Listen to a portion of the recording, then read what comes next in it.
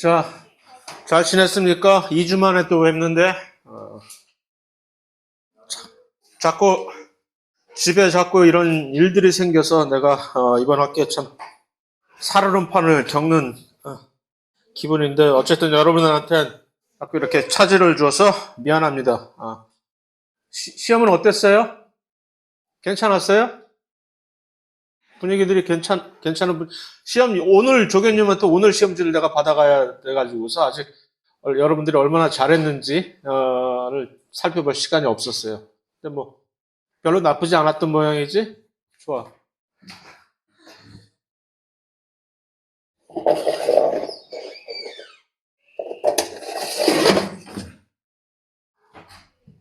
보강 동영상을 가만히 보니까 여러분들이 별로, 업데이트를 해서 빨리 보는 것 같지를 않아서 조금 고민을 했어요. 차라리 그러지 말고, 이번 보강은 그냥 한 주 늦춰서 학기 말에, 그렇게 할까라고 생각을 조금 굳히고 있었는데, 또 가만히 보니까 또 그거는 또 조금 문제가 또 생겨. 시기적으로. 그래서, 다시 또 보강을 올려야 되나? 어쨌든, 그쪽으로 다시 막 마음이 변해가지고서 기울고 있는 그런 상황이에요. 그래서 빨리 결정되는 대로, 근데 웬만하면 학기 말에 가서 한 주를 더 늦춰가지고서 뭐 기말 시험을 한 주에 더 늦춰서 한다. 별로 정치에 입문할 생각은 전혀 없지만 제가 별로 인기 있는 그런 것은 아니기 때문에 아마도 그런 것은 조금 지양을 하지 않을까라는 생각이 들긴 하는데 곧 알려드리겠습니다. 그 다음에 어느덧 나 혼자 웃고 즐겼나? 한 달밖에 안 남았어요, 이제. 거의 한 학기가. 그래서 그 동안에 남은 한 달 동안에 매우 저기 집중적으로 좀 여러 가지 바빠질 거예요, 여러분들이. 진도 문제도 그렇고 공부 내용도 그렇고 곧 기말 시험이 곧 한 달 후에 곧 다가올 테니까. 그래서 뭐 바짝 쬐어서 방학 전에 또 열심히들 하셔야죠. 이 과목이야 뭐 별거 아니겠지만. 자, 그래서 빨리빨리 서두릅시다. 그래서 갑자기 전쟁 난 거 아니죠? 나 모르는 사이에. 갑자기 남학생들이 전부 군대 가서 전선에 투입됐나 싶어서. 자, 이 단백질 섹션의 마지막 부분은 뭐로 장식을 하고 있느냐 하면 효소. 결국 단백질을 그렇게 집중적으로 이렇게 떠봤다는 이유가 여러 가지 중요한 기능들 중에서 가장 으뜸인 효소 역할을 단백질들이 해주기 때문에 그 효소의 어떤 특성을 살펴보는 것으로 이제 마무리를 하고 있는데 그 부분은 물론 이제 우리가 다룰 것이지만 그 부분은 여러분들이 이제 아무리 피하고 싶어도 곧 생화학 과목을 듣게 되면 거기서 아주 지겹도록 그것은 집중적으로 아마 다져나갈 그런 사안이기 때문에 혹시 여기서 놓친다 하더라도 당연히 생화학 시간에 그거 모르면 도저히 안 되는 더더군다나 여러분의 전공상 그거 모르고 지나갈 수가 없어요. 그러니까 뭐 그런데 이제 그 전에 딱 세 가지 정도의 돌연변이의 예가 그러니까 단백질 결국 DNA 유전 정보와 단백질 간의 이러한 상관관계를 다시 한번 은근슬쩍 이렇게 일깨워 주기도 하면서 돌연변이가 어떤 식으로 생겨나면서 어떠한 영향을 단백질에 관한 돌연변이가 우리에게 직접적인 영향을 미치는 것은 물론 돌연변이는 DNA 유전자 수준에서 발생하는 것이긴 하지만 유전자라는 것은 일종의 우리의 그러니까 허상이라고 하면 너무 심한 말이고 유전자라는 것은 일종의 정보일 뿐이잖아요, 정보. 그것이 우리에게 직접 와닿는 것은 그 유전자의 정보가 단백질이라는 것으로 구체화되면서 그 단백질들의 기능이 우리에게 정말로 깊숙이 영향을 미치기 때문에 돌연변이가 매우 뭐 암도 걸리고 뭐 이상한 돌연변이 걸려서 병도 걸리고 하는 것들이 결국 단백질 수준에서 그렇게 되는 거니까. 그래서 그 단백질 수준에서 돌연변이의 세 가지 이해가 이제 정리가 되어 있는데 그 중에 하나는 이미 우리가 살펴봤죠. 그 겸상 적혈구 빈혈증이라고 하는 이미 그건 우리가 매크로 물질, 매크로 몰레큘이 뭐냐? 매크로 몰레큘이 왜 한국말로 생각이 안 나냐? 고분자 물질. 고분자 물질을 하면서 이제 소수성 상호작용에 의해서 이 겸상적혈구 빈혈증이 어떻게 해서 우리에게 큰 영향을 주느냐 하는 것을 얼핏 살펴봤는데 그게 사실 중요한 거거든요. 그런데 그것뿐만이 아니라 이번에 살펴볼 것은 두 가지 더 해서 첫 번째는 이 낭포성 섬유증을 근데 이 세 가지 돌연변이 교과서에서 언제나 일반 생물학 교과서에서 언제나 이 겸상적혈구 빈혈증, 낭포성 섬유증, 그 다음에 또 하나는 요거 두 개 특히 또 하나는 조금 좀 약간 그다지 많이 회자되고 있는 것은 아닌데 이 두 가지는 정말 지겹도록 교과서에 나오거든요. 근데 특히 이 낭포성 섬유증 이게 도대체 뭐길래 우리에게 주변에 이 낭포성 섬유증 혹시로 고생하고 있는 뭐 친지 또는 가족 뭐 있다면 제가 말 실수를 한 거겠지만 그다지 우리 별로 그런 거 없을 거예요. 그런데 교과서는 더 나와서 마치 돌연변이의 대표적인 대명사처럼 항상 이렇게 나와 있거든. 모든 교과서에, 생물학 교과서에. 심지어 여러분들이 고등학교 때도 이미 그것을 들어봤을지도 모르. 이게 왜 그러냐? 이 친구들이 이걸 만들었거든. 저 서양 사람들이 교과서 만드는 거잖아요. 그들에게는 이거는 정말 심각한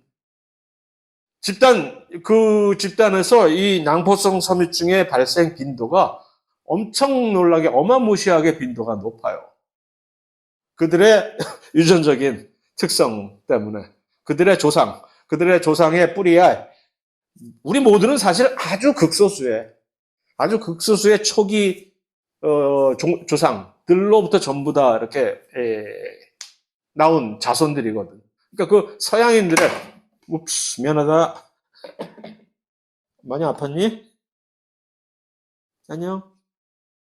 에이 삐졌네 또. 그래. 그래서 자, 그래서 이게 엄청나게 많이 나오는 건데 그럼에도 불구하고 우리가 이 한국 사람들의 혈통의 입장에서 그다지 별로 발생도 하지도 않고 뭐 이게 뭐 이렇게 신경 쓸 필요가 없는 병이긴 하지만 그럼에도 불구하고 우리가 배울 게 이런 단백질의 구조적인 측면에서 매우 배울 게 있는 그런 것이기 때문에 항상 이렇게 집어넣고 있습니다. 이름 자체가 이제 어디에 뭐가 이상이 생기는 거냐면 이 단백질 이름이 좀 꽤 길어요. CFTR이라고 하는 요 단백질인데 전부 다 얘기하면 뭐 한 시간 다 지나갈 Cystic Fibrosis Transmembrane Conductance Regulator. 일단 여기서 CFTR이라고 주로 이렇게 줄여서 얘기하는데 단백질 이름이에요. 근데 일단 우리가 여기서 어떤 힌트를 얻을 것은 Cystic Fibrosis라는 것이 일종의 이제 병명인데 그게 문제가 아니라 트랜스멤브레인이라고 하는 거 트랜스멤브레인이라 영어 자체가 그러니까 세포막이라는 얘기인데 멤브레인인데 트랜스라는 얘기는 뭐냐 이거 혹시 이거 시스 트랜스 그 얘기하는 거 아니야? 아니에요. 여기서 시스 무슨 트랜스 그 얘기가 아니라 트랜스멤브레인이라고 하는 것은 어떻게 보면 그 연관도 있겠다. 걸쳐 있다는 거죠. 트랜스멤브레인. 그러니까 세포막에 이렇게 걸려 있는 그런 그 다음에 이들의 정체, 요 CFTA라고 하는 단백질의 정체가 여기 컨덕턴스 레귤레이터라고 하는 데에서 나와 있는 거죠. 컨덕턴스 레귤레이터? 컨덕턴스라는 건 뭐 전기 무슨 공대에서 주로 사용하는 얘기잖아. 전류가 흐르는 거, 전기적으로 전류가 흐르는 것을 조절을 한다. 이게 세포막에서 전류가 흐르는 것을 조절하는 무슨 뭐 기능을 한다? 전류가 흘러 세포막에 이온이 세포막을 통해서 이온이 왔다 갔다 하면은 일종의 그러니까 전류가 흐르게 되는 효과와 똑같은 거잖아요. 그러니까 요 친구가 뭐 하는 친구냐면 요 단백질이 세포막에 뜩 버티고 걸치고 앉아가지고서 세포 바깥과 세포 안쪽에서 이온 있잖아요. 이온을 수송을 이렇게 탁 이제 항상 조사하고서 이것을 조절하는 그런 단백질이란 얘기죠. 그런데 걔가 잘못되면 cystic fibrosis라고 하는 병이 걸린다는 얘기. 그 cystic fibrosis를 한국말로 번역을 하면 낭포성 섬유증이라는 얘기지. 시스트라는 얘기가 주머니라는 얘기거든. 그러니까 그래서 낭포성 파이브로스. 이게 섬유질을 준 파이버라고 얘기를 하죠. 그래서 cystic fibrosis라는 얘기가 그걸 그대로 한국말로 갖다 붙이면 낭포성 섬유증. 뭐가 주머니 같은 게 아주 딱딱해가지고, 뭐가 큰 문제가 생기나 보다 하는 그런 얼핏, 힌트를 얻을 수 있는 얘기죠.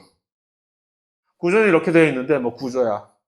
구조는 항상 어떤 단백질 구조를 볼 때마다 저는 혼자 개인적으로 너무 이쁘기 때문에 이쁘다 해서 항상 가져오는 것일 뿐이지 뭐 그다지 여러분들에게 감흥이 있으리라고 생각하지 않지만 일단 그러나 혹시 이 옆에 요거 색깔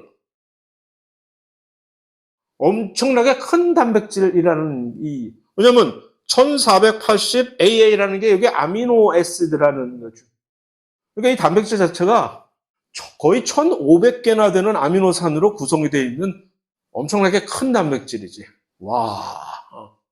그 다음에, 혹시 여러분들이 고등학교 때 교육을 잘 받은 그런 덕택에 엑손이 뭔지, 인트론이 뭔지 이미 알고 있다면, 현재, 이 단백질을 만들어내는 유전자는 그러니까 단백질이 크니까 그것을 만들어내는 유전자도 당연히 길겠죠. 엄청나게 거대하겠지. 거대할 뿐만 아니라, 거대한 거는 사이즈 자체는 여기서 나타나는 거지. 이 사이즈가 이렇게 큰 DNA의 길이로 되어 있는 그게 문제가 아니라 엑손이 27개고 인트론이 26개나 되는 엄청나게 복잡하고 쪼개져 있는 그냥 큰 단백질을 만들어내는 유전자다라는 이거에 관해서는 시험에 전혀 제가 낼 일은 없으나 시험에 낸다고 그것만 공부할 거 아니잖아요. 없으나 다만 상식적으로 이 정도 시스틱 파이브로스는 일단 엄청나게 큰 단백질이구나. 그 다음에 그 유전자도 상당히 짜증나게 여기저기 엑손도 많고 인트론도 많고 그렇구나 하는 정도. 자, 그 다음에 두 번째는 이제 줄여서 이게 훨씬 트랜스멤브레인 단백질이라고 얘기를 했는데 이게 뭐냐? 여기에 이렇게 이게 세포막이잖아요, 이거. 세포막이 이렇게 있는데 여기 중간에 이렇게 쭉 걸쳐 있는 거라. 막대기처럼 되어 있는 얘네들이 여기서 이제 4장에서 또 다시 한번 확인을 할 얘기긴 하지만 이런 식으로 막에 걸쳐 있는 막에 걸쳐 있는 단백질들은 하나의 공통적인 단백질 자체로서 구조를 가지고 있습니다. 그것이 막관통 트랜스멤브레인이라는 게 한국말 막관통이라는 얘기는 영어로 트랜스멤브레인 막관통 알파 나선. 요 막대기 원통 막대처럼 이렇게 표현하는 요것들이 전부 단백질의 2차 구조상 알파 나선 구조로 되어 있습니다. 그런데 알파 나선 구조가 여러분처럼 이렇게 뱅글뱅글 돌아가는 그런 구조인데 그런데 그냥 알파 나선 구조가 아니라 막에 들어가는 막관통 알파 나선 구조는 조금 성질이 아주 특이적인 성질이 있어요. 요거 여러분들의 평생에 매우 중요합니다. 여기서뿐만 아니라 여러분들의 일생에 매우 중요한 하나의 정보예요. 막관통 알파 나선이라고 하는. 자, 이 막관통 알파 나선은 어떠한 특성을 화학적으로 가지고 있을까요? 나는 막관통 알파 나선이 되고 싶다. 그래가지고 세포막에 딱 내가 나를 삽입해가지고서 거기서 항상 대롱대롱 매달려가지고 거기서 세상 구경도 하고 바깥쪽 하고 그렇게 살고 싶다. 라는 욕망을 가지고 있다면 뭔가 그러면 내가 막관통이 되기 위해서는 무엇을 갖춰야 될까? 알아야 될까? 단백질의 2차 구조예요. 그러니까 이 전체적인 단백질이 이렇게 생겨 먹었는데 그 중에 일부가 한 개도 아니고 몇 개? 하나, 둘, 셋, 넷, 다섯, 여섯. 하나, 둘, 셋, 넷, 다섯, 여섯. 6개씩의 거의 반복적으로 나타나는 그 막관통 알파 나선들이 쫙 가서 막으로 가서 쭉 들어가 있는 거란 말이에요. 단백질이 막아요. 세포막으로 이런 식으로 중간에 세포막의 중심부로 그냥 아무 거리낌 없이 들어가서 쭉 들어간다는 얘기는 그 단백질의 요 표면은 어떤 식으로 구성이 되어 있어서 이걸 할 수 있을까? 소수성. 그러니까 단백질이 보통 단백질은 어떻게 되어 있죠? 자신들이 접힐 때, 자신들이 알아서 접힐 때, 자동적으로 접힐 때 바깥쪽은 어떤 부위가 노출이 되게 되지? 친수성이 나오게 되잖아. 보통. 소수성은 숨어 들어가잖아. 왜냐하면 온 천지가 전부 물인데 소수성이 어딜 용감하게 감히 바깥쪽을 내밀고 이렇게 감히 안 그러잖아. 단백질이 처음에 세상에 태어났을 때 소수성 부위들은 알아서 아이고 이거 전부 물이네. 이번 생은 망했으니 안으로 들어가자 하고 들어가 버리잖아. 그것을 바깥쪽이 친수성이 이렇게 덮어서 걱정 마. 내가 너를 보호해 줄게. 이게 단백질 접힘의 기본적인 원리인데 얘는 어쩌자고 지가 바깥의 표면에 소수성이 쑥 나오냐. 맞아요. 그러니까 이 막관통 알파 나선 구조의 매우 특이한 점은 이 단백질인데 접힐 때 알파 나선의 바깥쪽에 소수성 아미노산들이 막 겁도 없이 노출이 되어 있다는 얘기예요. 그러니까 얘가 감히 그러니까 얘는 잽싸게 단백질이 만들어지는 과정에서 정말 잽싸게 막으로 기어 들어가야 돼. 삽입이 되게 돼 있어요. 당연히 소수성 부위인 이 막에 소수성 부위인 그 단백질 아미노산 표면들이 같이 찰떡궁합이 돼가지고 쑥쑥쑥쑥 들어가서 금방 아무 일도 없었다는 듯이. 그래서 여기서 이런 식으로 해서 막관통 알파 나선 단백질들의 탄생이 이렇게 되는 겁니다. 그러면 얘네들은 이제 평생 세포막과 더불어서 마치 샴 쌍둥이처럼 평생 세포막에 걸려서 대롱대롱 같이 세포막에 살고 있는 거죠. 여기 조금 디테일이 조금 수상하지. 어떻게 단백질이 만들어진 거에서 어떻게 얘네들이 그냥 쑥 막에 들어가서 세포막으로 간단 말이야? 사장을 보시면 사장을 좀 더 디테일하게 공부를 하시면 그것을 알 수가 있는데 단백질이 만들어지는 과정에서 어떻게 이제 세포막으로 이렇게 이동이 돼야 되는 단백질은 어떤 식으로 전달이 되는지라는 것인데 여기서 그 얘기를 다 할 수는 없고 어쨌든 그래서 이런 막에 붙어 있는 단백질은 전부 공통적으로 이렇게 막관통 알파 나선 구조, 막관통 알파 나선 구조의 특징은 뭔데? 소수성 부위가 바깥에 나와 있는. 그러면 유전자 단계에서 우리가 딱 들여다봤을 때 여기서 여기까지는 어떤 단백질을 만들겠구나 라고 우리가 파악이 되잖아요. 그랬을 때 우리가 뭐야 이거? 웬 가짜 뉴스가 여기 탁 튀어나오지?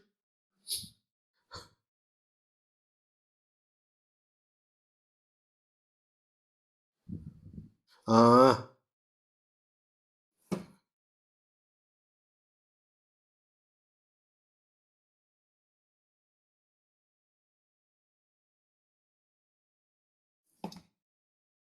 딱 봤을 때 여기서 이 단백질은 세포막에 가서 붙는 트랜스 멤브레인 단백질이겠다라는 것을 예측을 할 수 있을까 없을까? 유전자 수준에서 보면 있다 없다. 있다. 왜? 일단 유전자 DNA 수준에서 우리가 쫙 보면 최소한 그 DNA가 만들어내는 단백질의 2차 구조까지는 거의 정확하게 99% 정확하게 예측을 할 수 있다고 말했잖아요. 3차 구조까지는 DNA만 봐도 아직 몰라. 그런데 그 모르는 그러한 암흑과 같은 세상에 한 줄기 빛으로 요새 알파폴드가 튀어나와가지고서 알파폴드라는 인공지능이 너에게 길을 인도해 주리라 하면서 이제 요즘 막 우리를 가르쳐 주고 있는 상황이지만 아직 멀었어요. 그러나 최소한 2차 구조만큼은 단백질을 딱 DNA를 봤을 때 이 DNA가 만들어내는 단백질의 2차 구조는 여기서 여기까지는 알파, 여기서 여기까지는 베타 하는 식으로 그건 충분히 예측할 수 있단 말이에요. 그러니까 여기서 여기까지인데 알파 나선인데 얘가 바깥쪽에 보니까 이거 소수성 부위가 막 튀어나올 수 있는 그런 알파 나선인데 그럼 이거는 빼박 트랜스 멤브레인 알파 나선이네. 그러면 이 단백질은 어디로 갈까? 세포막으로 간다라는 게 금방 파악이 되는 거죠. 얼마나 희열을 느낄까? 실험 같은 거, 손에 물 안 묻히고, 실험 같은 거 전혀 안 해보고, DNA만 쫙 컴퓨터에서 쫙 봤는데, 이 단백질 이거 세포막으로 가는 거야. 이게 딱 파악이 되면 얼마나 그 나같이 게으른 사람들은. 그래서, 그게 가능하다는 얘기고, 그게 왜? 그래서 일단, 다시, 본론으로 돌아와서 막관통 알파 나선 단백질의 중요성.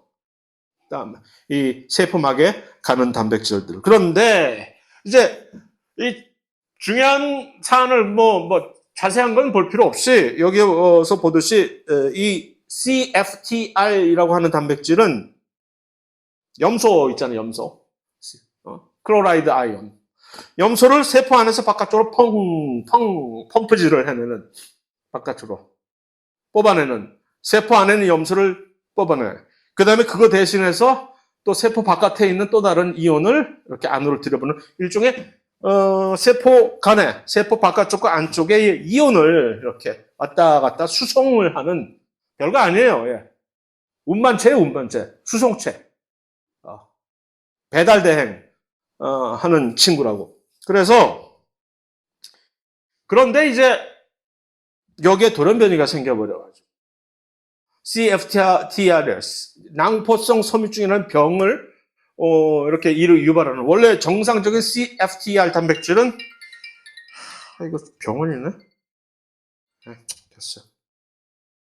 CFTR이라고 하는 이 단백질은 그런 식으로 세포막에서 일을 하게끔 돼 있는데 돌연변이가 생겨나가지고서, 특히 여러 가지 돌연변이 중에서 이 돌연변이가 가장 심각하게, 가장 널리 퍼져 있는 요 낭포성 섬유증에 관한 요건데, 돌연변이를 이런 식으로 표현을 합니다.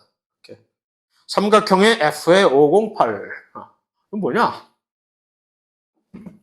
요게 히라보로 요게 대문자 델타라는 거거든요. D. 요게 딱 있으면 무슨 얘기냐 하면은 뭐가 빠졌다는 얘기입니다. 어떤 데서는 이것을 차이점이라고도 얘기를 하죠. 어쨌든 이 델타라고 하는 것은 뭐가 없어졌어. 뭐가 없어졌냐가 그 다음에 나오는 거죠. F. 아미노산. F로 시작하는 아미노산은 뭐죠? 페닐알라닌. 페닐알라닌인데 508은 뭘까 여기서?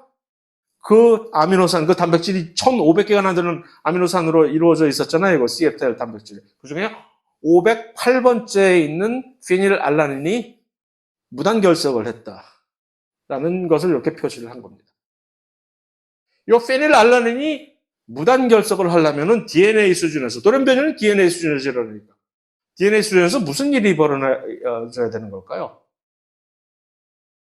아미노산 하나가 완전히 통보도 안 하고 없어져 버렸어. 물론 그럼에도 불구하고 얘가 전혀 전체적인 수업 분위기에 전혀 영향을 주지 않고 나머지 1500개라고 칩시다. 그럼 나머지 1499개의 아미노산들은 전부 다 여기 출석을 해가지고서 다 수업 듣고 갔어. 아무 일 없이. 그게 바로 cystic fibrosis, 돌연변이의 특성입니다. 얘 하나만, 아미노산 하나만 살짝 없어진 거야. 사실 뭐 아무것도 없잖아. 1500명이나 되는 학생 중에 한 명 빠졌다고 뭐 수업이 안 돼. 뭐가 안 돼? 그까짓 거, 그까짓 거. 근데 여기서는 이런 심각한 문제가 발생을 한 거란 말이야. 재수가 없어도 더럽게 없는 거지. 자, 일단 아미노산 하나가 무단 결석을 하려면 너는 왜 결석을 했냐라는 그 메커니즘 상으로 들어가 보면 유전자 3개가, DNA 뉴클리오티드 염기 3개가 그냥 완전히 빠져버렸다는 얘기죠. 지금 그 뭔 소리인지 모르겠다는 얘기는 아직 유전자에 관해서 잘 학습이 안 됐다는 그런 얘기고, 뉴클리오티드 3개가 하나의 아미노산과 이렇게 서로 연결이, 자매 결연이 되어 있거든요. 그러니까 뉴클리오티드 3개가 하나의 아미노산을 지정하고 또 다른 뉴클리오티드 3개가 하나의 아미노산을 지정하고 하는 식으로 해서 유전자와 단백질과의 관계가 이렇게 형성이 되어 있으니까 아미노산 하나가 없어졌다는 얘기는 실제적으로는 DNA 레벨에서는 뉴클리오티드 3개가 없어져 버렸다는 얘기. 동시에 집 나가버려. 그게 아주 큰 축복이지, 사실은. 그래서 그러면 뭐 별일 없을 거야. 이 정도로 3명이서, 뉴클리오티드 3명이서 동시에 손잡고 집 나가버리면, 없어져 버리면 웬만한 경우에는 그건 아무 일이 없어. 아까 방금 얘기한 대로 그러면 끽해야 한 명 살짝 무단결석한 거고 나머지는 전부 다 이렇게 제대로 출석이 돼 있는 상태이기 때문에 이거를 실제적으로 어떤 얘기인지를 얘기하려면 좀 복잡해지기 때문에 이런 식으로 우스꽝스럽게 비유를 들어서 얘기하는 거니까 대충 새겨 들으시기 바랍니다. 그런데 이 경우는 정말 재수가 없어가지고 이렇게 되니까 갑자기 단백질이 접힘이 제대로 되지가 않아 버려요. 페닐알라닌이 운이 아니에요. 페닐알라닌이면은 이거 소수성이면서 이거 벤젠 고리를 바깥에 갖고 있는 그런 아미노산이에요. 엄청나게 소수성인 아미노산이란 말이에요. 그러니까 이게 어디서 경상척결구 빈혈증의 그 사례하고 아주 비슷한 방향으로 좀 가려고 하고 있는 거지, 여기서.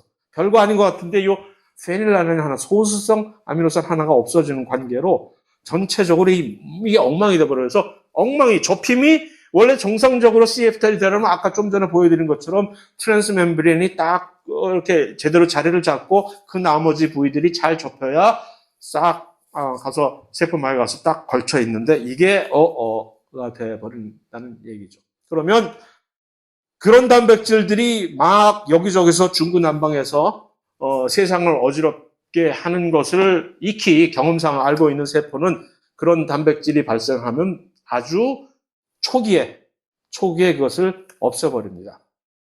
이거 단백질을 접으라고 지켜봤더니 단백질들이 막 접을 거 아니에요. 단백질이 태어나가지고. 그럼 감독관이 이렇게 딱 본단 말이에요. 단백질들 잘 접히나? 너 잘 접혔다. 가 이제 그럼. 네가 할게요. 그래서 딱딱 하나씩 검사를 하는데 얘는 암만 접어도 기회를 3번을 줘. 안 접혀 제대로. 그러면 이런 애들은 그냥 세상 밖으로 내보냈다간 큰일 나지. 그래서 완전히 파괴를 시켜버려. 너 3번이나 기회를 줬는데 단백질 잘 접으라고. 이거 하나 제대로 못해? 못 접어? 그럼 넌 바깥에 나갈 자격이 없지. 자, 미안하다 하고 단백질을 갈아버리는 믹서기가 옆에 있거든. 쓰레기통 믹서기 거기다 딱 던져버려. 그러면 잉 갈려가지고서 원래 있던 재료 아미노산으로 전부 다 뱉어내갖고 재활용해 버린단 말이에요.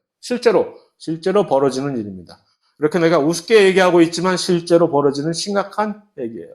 단백질이 제대로 접히지 않은 단백질들은 전부 그런 식으로 파괴를 시켜버려서 여기 CFTR이라고 하는 단백질이 전부 분해가 돼버린다는 얘기지. 다행스럽게도 우리가 어머니께 아버님께 하나씩 받은 요 CFTR 유전자 카피가 이렇게 2개가 있기 때문에 둘 중에 하나가 돌연변이가 생겨도 까짓 거.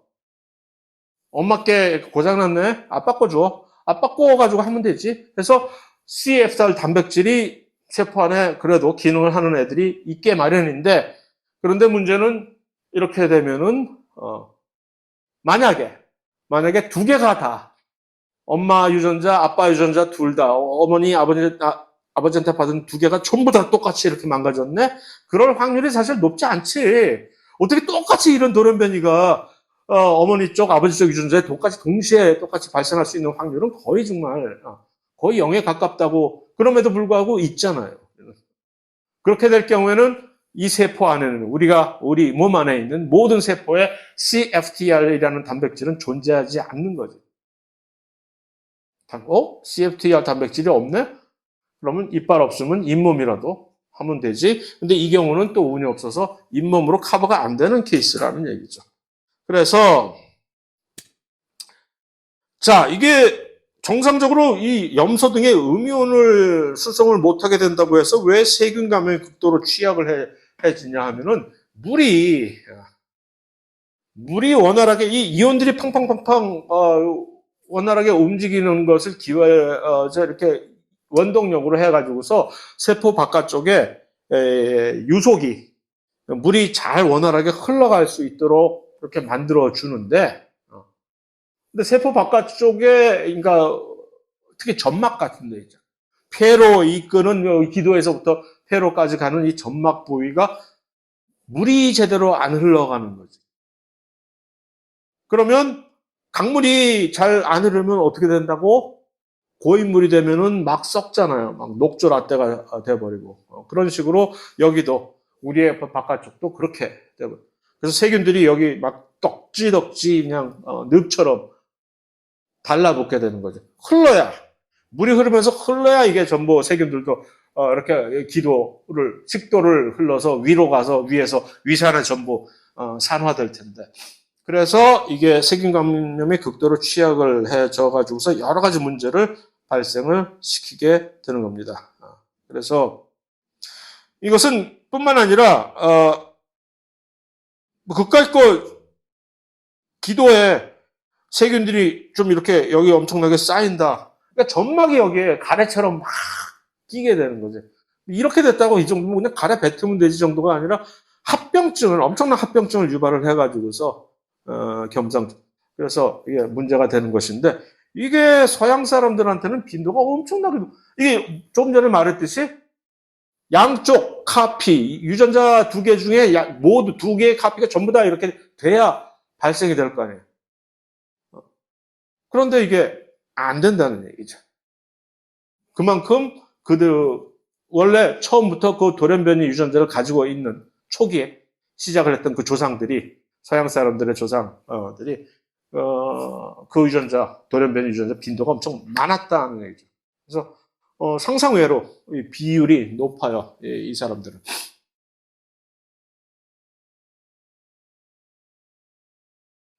자, 겸상적혈구 빈혈증 역시 매우 운이 없는 케이스입니다, 이거.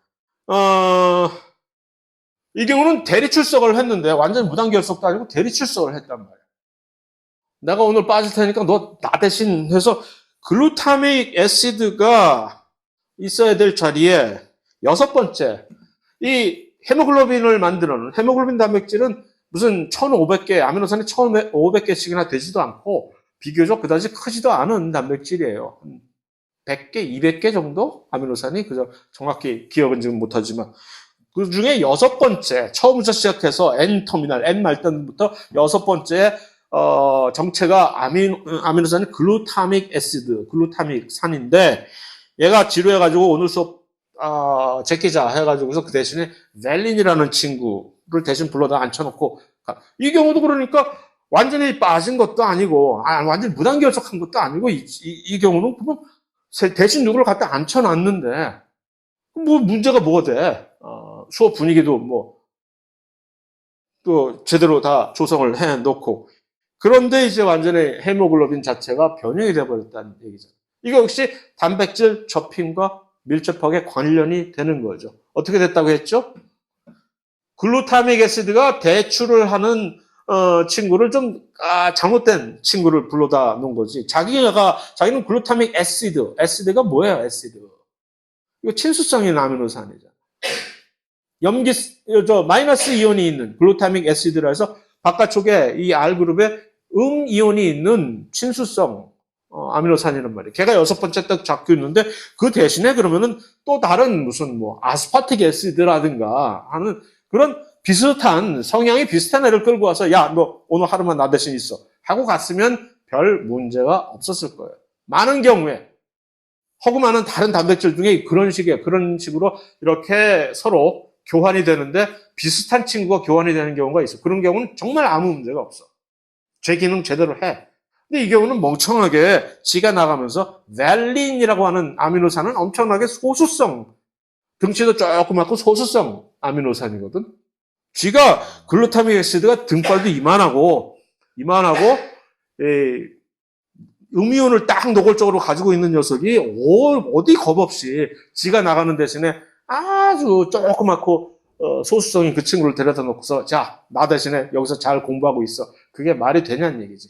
단백질 접힘이 엉망이 돼버린다. 그래서 어떻게 된다고 했죠?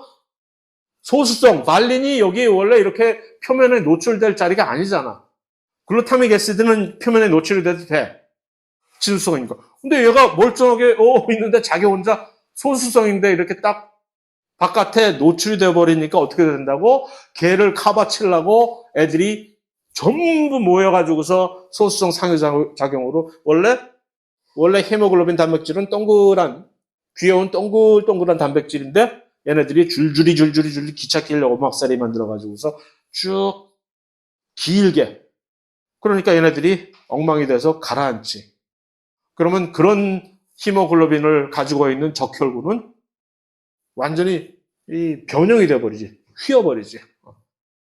적혈구는 나중에 제대로 걔네들이 성숙했을 때 핵도 버린다고 했잖아요.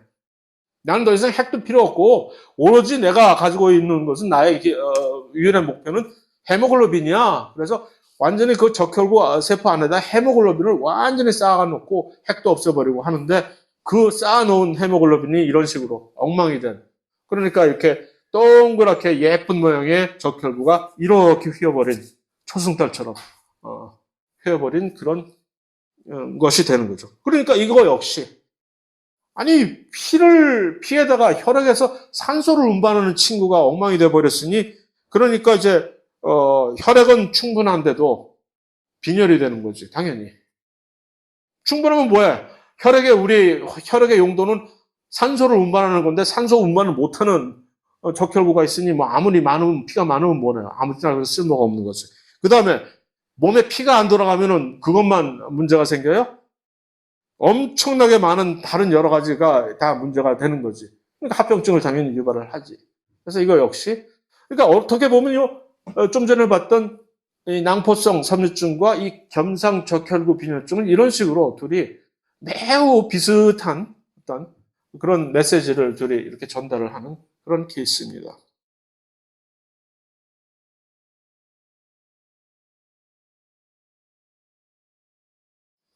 아, 또 한 가지는 여기 안 나왔구나. 그래. 그럼 뭐 여기 나올 필요 없으니까. 됐어요. 요거 두 개만. 자, 단백질, 뭐, 해리, 됐어, 이건. 그냥 다 가자.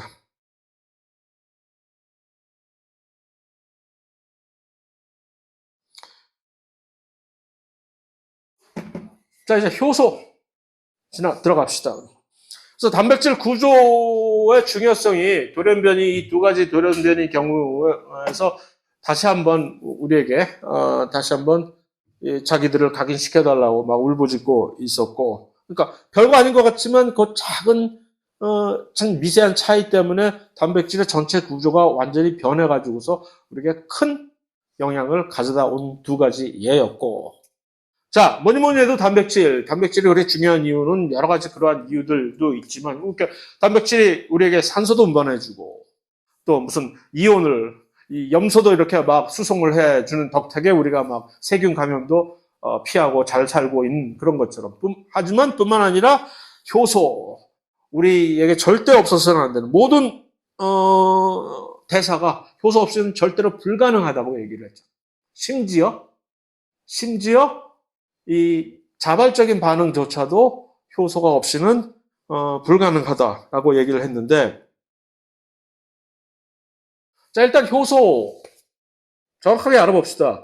효소는 촉매라는 얘기는 뭐냐, 이 화학 반응의 속도를 아주 빠르게 해줄 뿐이다. 자기 자신이 다칠 일은 없다. 어떤 화학 반응이 있으면 일단 재료가 들어가면 그 재료들은 변하잖아요. 재료는 소진이 되잖아요. 하지만 효소는 화학 반응에 참여를 하면서도 그래서 화학 반응 자체를 확실히 화학 반응의 성패를 결정을 지으면서도 불구하고 자기 자신은 전혀 소진되는 일 없이 소모되는 일 없이 그대로 같은 양으로 존재한다는 그것이 있고 요것을 효소가 하는 일은 나는 중간에 그냥 개입하지 않고 그냥 지켜보면서 살 도와줄 뿐이야라고 하는 그것을 잘 표현하는 좀 더 프로페셔널하게 잘 표현하는 이 어구가 바로 이겁니다. 효소는 특정 반응의 델타 G 값을 변화시킬 수 없다. 델타 G 값이란 뭡니까? 그 뜻이 자유에너지의 변화인데 델타 G 값을 우리가 신경 쓰는 그 이유는 뭐죠? 여기서 자발적이냐 이 반응이 자발적이냐 비자발적이냐를 델타 G 값에 이것을 보고 알 수가 있잖아요. 델타 G 값이 델타 G라는 것은 반응 전과 반응 후에 자유에너지의 차이를 가지고 오는 델타 G를 계산하는 거 아니에요. 반응 전에 들어가는 진입하는 물질들이 원래 자유에너지가 엄청나게 많았어. 나중에 보니까 나중에 반응 후에 산물 들어보니까 이 녀석들 원래 들어갈 때는, 입장할 때는 이만큼의 에너지를 갖고 들어갔는데 돈 주머니를 이만큼 트렁크에 다 싣고 갔는데 나중에 보니까 나오는 애들 보니까 다 개 털렸네? 개털이야. 아무것도 없어. 그러면 이 반응은 자발적입니까? 비자발적입니까?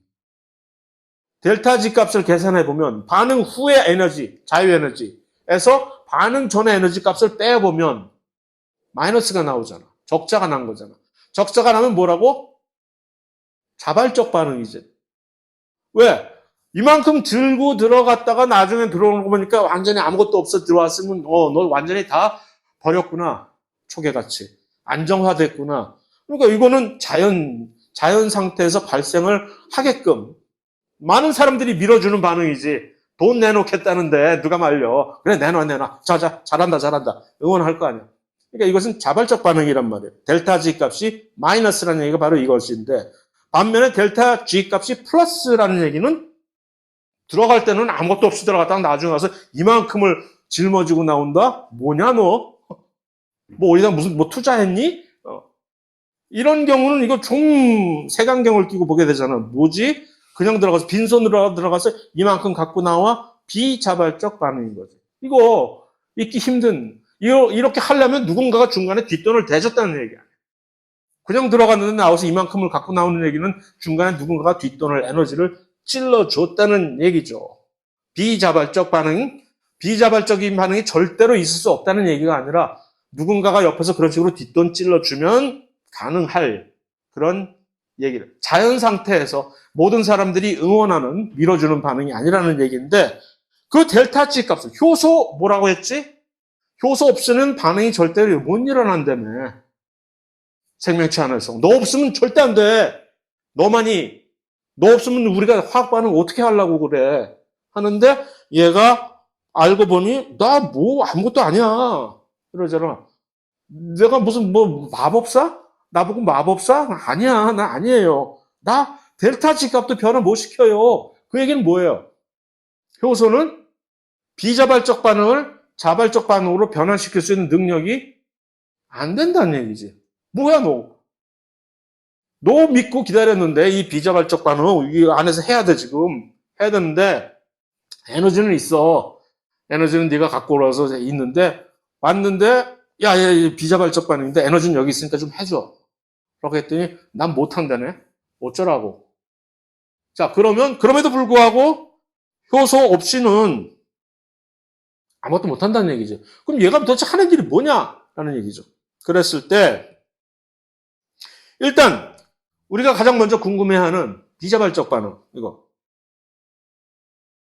얘가 어떻게 돼야 될 거 아니야. 비자발적 반응을 얘가 뭘 어떻게 해줘야 비자발적 반응 요거를 해줘야 여러 가지 이 동화 반응 같은 걸 원활하게 수행을 할 거 아니야. 에너지는 있는데 그런데 효소가 알고 보니 할 수 있는 능력이 요거라는 나 이거는 할 줄 알아. 그러니까 반응 연계라고 해서 내가 너를 누구한테 소개를 시켜줄 수 있어. 라고 하는 겁니다. 그래서 비자발적 반응을 가능하게 한다. 무슨 소리지? 이게? 연계라는 얘기는 그러니까 이 비자발적 반응이 있어 이거. 이거 해야 돼. 자발적 반응이야. 지가 하든가 말든가 그냥 내버려 두면 될 거 아니에요. 내버려 두면 되는데 근데 이 둘을 여기서 저기서 이렇게 서로 따로 독립적으로 일어날 수 있는 거를 둘을 불러가지고서 야 너희들 둘이 들어와. 그래서 여기서 같이 해. 그래서 이것을 같이 발생시킬 수 있는 게 효소가 하는 짓이다라는 얘기예요. 그것을 우리는 반응 연계라고 하는 것이죠. 그렇게 되면 뭐가 좋은데 얘가 비자발적인 이유는 이 델타 G 값이 플러스이기 때문에 비자발이잖아요. 그런데 이 그러니까 어떤 사업이 있어. 이 수건사, 이 사업을 해야 되는데 돈이 들어. 돈이 없어. 그러면 이 돈을 어디 가서 가져오지? 저희 가서 괜히 다른 데 가서 막 후려쳐가지고서 돈을 엄청 가져와서 여기다 쏟아붓는다고 생각을 하시면 되는 거죠. 그게 반응 연계. 요 자발적 반응이 그러니까 비자발적 반응이 필요로 하는 요 에너지 델타 G 값이 플러스인데 나는 마이너스를 만들어야 돼. 요거를 상쇄하고도 남을 만큼의 충분한 양의 마이너스 델타 G 값을 가지고 있는 자발적 반응을 끌어와야지. 그래야 그러지도 않고 그 능력이 안 되는 애 끌어와봤자 이게 안 맞잖아. 그래서 효소는 그것을 잘 할 수 있는 능력이 바로 효소라는 얘기죠. 그래서 그러한 그림을 이제 생화학책 같은 데서 보면 교과서에서 이렇게 표현을 하는 거죠. 왼쪽에 보이는 요 그래프가 바로 델타 G 값이 이게 바로 플러스 D자발적 반응이잖아요. 이거 안 되는 반응인데. 근데 요거를 그냥 혼자 하게 하면은 안 되지만, 야, 너 할 때 얘랑 같이 해라, 한번 반응을. 이렇게. 얘 둘을 같이 발생을 하게 하는 거지, 효소는. 그런데 얘 반응은, 얘는 뭐야, 이거? 완전히 나야가라 폭포네? 급전직한 낭떠러지네? 그냥 뻥 떨어져. 이만큼 델타 G 값이 엄청나게 마이너스 값이잖아, 얘가. 얘와 얘를 같이 합하면 어떻게 될까? 산술적으로. 요거 두 개를 합하면 전체적으로 델타 G의 총합은 얘를 상쇄하고도 남으니까 전체적으로 마이너스 값이 되겠죠. 요게 효소가 하는 짓이란 얘기죠. 근데 요 반응, 두 번째 반응, 리액션 2의 반응의 정체가 뭐였지? ATP 가수분해네. ATP 가수분해하면 이만큼의 델타 G가 마이너스가 나오는 이거 자발적 반응이잖아. 요거 가지고 그러니까 ATP가 툭 하면 여기저기서 나 에너지 필요해 하면 ATP 갖고 와서 뚝 제비다리도 아닌 것을 그냥 뚝뚝 분질러 버리는 것이 바로 그 이렇게 엄청나게 많은 양의 델타 G를 마이너스를 쏟아 부으니까 이거 갖고 와서 델타 G 플러스 델타 G 마이너스가 필요한 부분에다 갖다가 이렇게 쫙 갖다 뿌려주는. 근데 이거 가만히 내버려두면 저절로 이네 둘이 안 되잖아요. 이것을 효소가 두 개를 동시에 끌어와 가지고서 효소가 이 반응을 발생시키는 그 특별한 부위를 뭐라고 합니까? 우리 용어? 얘 또 이런다. 효소가 반응을 그렇게 수행을 하는 그 특별한 자기의 은밀한 부위? 나 들었어.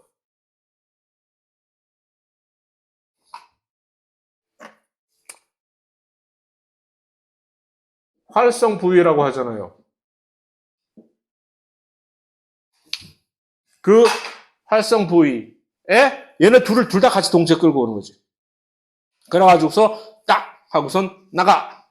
그게 효소가 할 수 있는 기가 막힌 거, 정말 중요한 기가 막힌 일. 그래서 효소 덕택의 비자발적, 아이고, 자식이 정말. 비자발적 반응을 가능하게 한다라는 얘기죠. 자, 그러면 자발적 반응에는 이런 거 필요 없잖아요. 자발적 반응 가만히 내버려도 그냥 하잖아. 그럼 자발적 반응에 효소가 필요 없네? 근데 제가 뭐라 그랬어요? 자발적 반응도 효소 필요하다고 했지. 자발적 반응을 효소 필요 없다고, 자발적 반응이라고 그냥 내버려 뒀다간 어느 세월에 해서 엄청 시간이 오래 걸린다고 얘기했잖아. 5,000년. 그 포도당 하나 딱 긴 포도당 하나 둘로 쪼개는데 5,000년 걸린다며.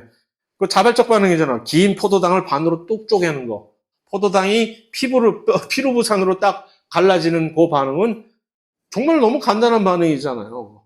간단한 반응처럼 보이지만 그것이 10개의 효소가 달라붙어서 공장에서 컨베이어 벨트에서 옮겨듯이 하는 반응이거든요. 근데 그 10개의 효소를 전부 싹 집에 보내고 이거 자발적 반응이니까 너 혼자 알아서 해봐 이제부터 하면 5,000년이 걸린다는 얘기. 근데 그 10개의 효소가 달라붙어 가지고서 이거를 하면 5,000년 고사하고 5초도 안 걸릴 그런 반응을 말해요. 그래서 그러면 효소는 어떻게